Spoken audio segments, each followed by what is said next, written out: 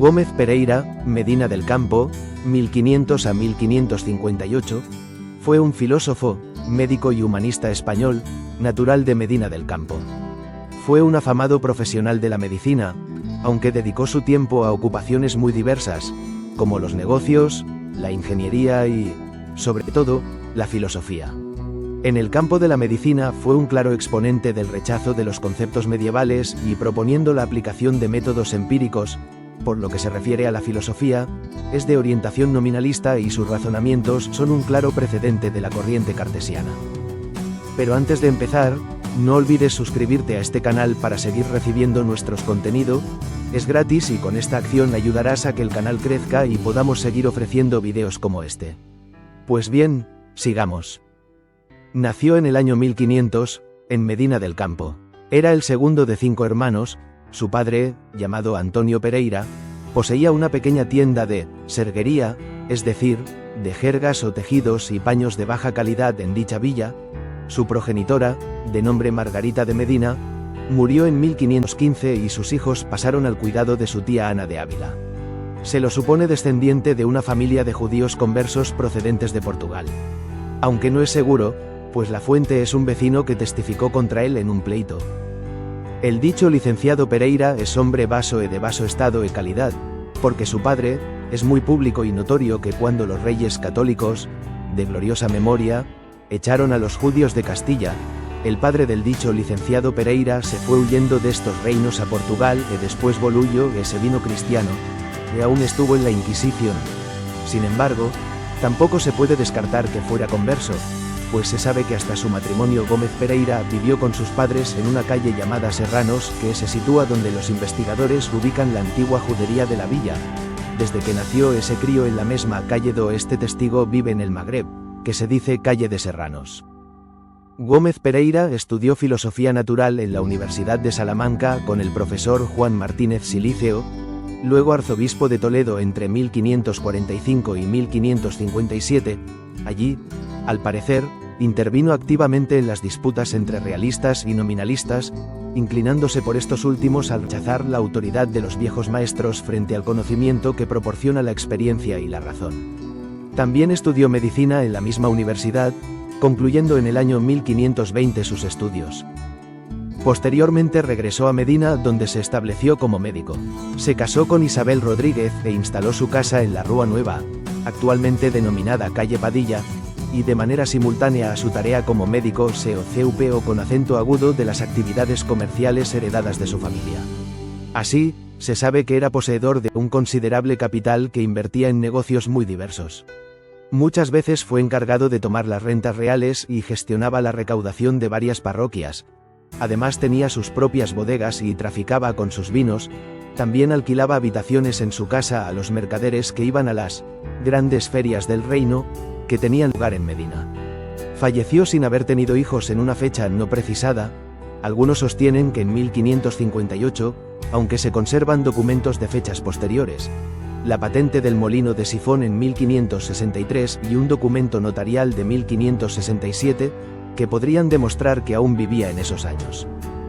Su fama como médico rebasó los confines de Medina, ejerciendo en Burgos, Segovia, Ávila y otras ciudades importantes de Castilla. Incluso llegó a la corte de Felipe II, desde donde fue reclamado para asistir al príncipe Carlos, malogrado heredero al trono que había sufrido un grave accidente y que, gracias a su intervención, pudo vivir hasta 1568. Se interesó, además, por la construcción de artilugios hidráulicos. De hecho, con su compañero Francisco Lobato diseñó un molino de sifón capaz de funcionar como aceña sin necesidad de represar el agua, que patentó en 1563. En el folio 26 del manuscrito de Francisco Lobato, el ingeniero medinense explica que decidió diseñar un molino muy especial, por iniciativa del rey Maximiliano II de Austria, que por esas fechas, 1550, se hallaba pasando una temporada en Valladolid, refugiado a causa de las guerras contra los protestantes. El futuro rey de Bohemia tuvo el capricho de navegar por el río Duero, para lo que mandó construir una galera y ordenó retirar todas las construcciones que entorpeciesen la navegación, es decir, pesquerías y aceñas. Tal acción perjudicaba muchísimo a los lugareños, lo que indujo a Lobato y Pereira a diseñar un molino capaz de moler con la fuerza del agua sin ocupar el cauce del río. Lobato sigue explicando que hicieron un modelo que probaron en el río Zapardiel y que molió y se meneaba con razonable fuerza, pero era tanta el agua que absorbeba, que en mediodía no quedaba gota. Aunque el modelo fue perfeccionado con un azud que volvía parte del agua al río, el soberano se desentendió del proyecto y este cayó en el olvido. Lobato se quejaba amargamente de que, a pesar de las promesas de financiación de los Habsburgo, teníamos ya gastados 150 ducados, y nunca se me pagó cosa ninguna, que algún día se lo tengo que pedir. Pero Gómez Pereira ha pasado a la historia sobre todo por sus escritos, particularmente por sus obras Antoniana Margarita, Medina del Campo, 1554, y Novae Verae Medicinae, Medina del Campo, 1558. Su contenido es exclusivamente médico. Se centra en el estudio de las fiebres, sus causas y sus tipos, y en ciertas enfermedades concretas como la lepra o la viruela, entre otras. En esta obra, que dedicó al infante Don Carlos, se enfrenta a las ideas de Galeno y de Aristóteles, así como a la tradición medieval del Magister Dixi. Su método es totalmente empírico y racional, basándose en su experiencia como médico como criterio supremo de verdad y utilizando métodos curativos sencillos. En no tratándose de cosas de religión, no me rendiré al parecer y sentencia de algún filósofo, si no está fundado en la razón. Gómez Pereira consideraba que el calor febril es engendrado por el propio cuerpo como un sistema de defensa para expulsar el daño que le afecta y, de este modo, la naturaleza restablece el equilibrio natural de todo organismo. Es pues una concepción totalmente moderna de la fiebre como una reacción contra las enfermedades.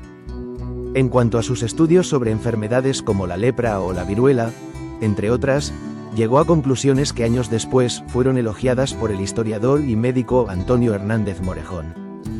Cuando René Descartes publicó su discurso del método en 1637, fueron muchos los que pusieron en duda la originalidad de sus razonamientos. La causa fue el posible plagio a un filósofo español que conocían los eruditos en la materia en aquellos años como Pierre Daniel Huet, Isaac Cardoso o Voltaire, entre otros. La publicación en cuestión era Antoniana Margarita de Gómez Pereira, publicada en 1554 en España, casi un siglo antes. Las semejanzas entre la obra de Descartes y la de Gómez Pereira son evidentes, tanto a la hora de definir el alma de las bestias, su automatismo, como en el método y el silogismo utilizado. Descartes llegó a la deducción de cogito ergo sum, pienso luego existo, mientras que Gómez Pereira utilizó la expresión quid noscit, est, ergo ego sum, todo el que conoce existe, luego yo existo. En palabras de Menéndez Pelayo, Descartes utiliza las mismas palabras textuales y los mismos ejemplos que Gómez Pereira. Si en las primeras líneas Descartes glosa a G. Pereira, en las últimas compendia lo que había dicho Vallés, copiando hasta sus palabras textuales y sus ejemplos. Quare cum ilorum peritiam non agnoscamus, super est ute ad peritiam authoris referatur velut quod orologium, motu nomonis et pulsationes symbali, metiatur et distinguat nostra tempora, refertur ad peritiam artificis.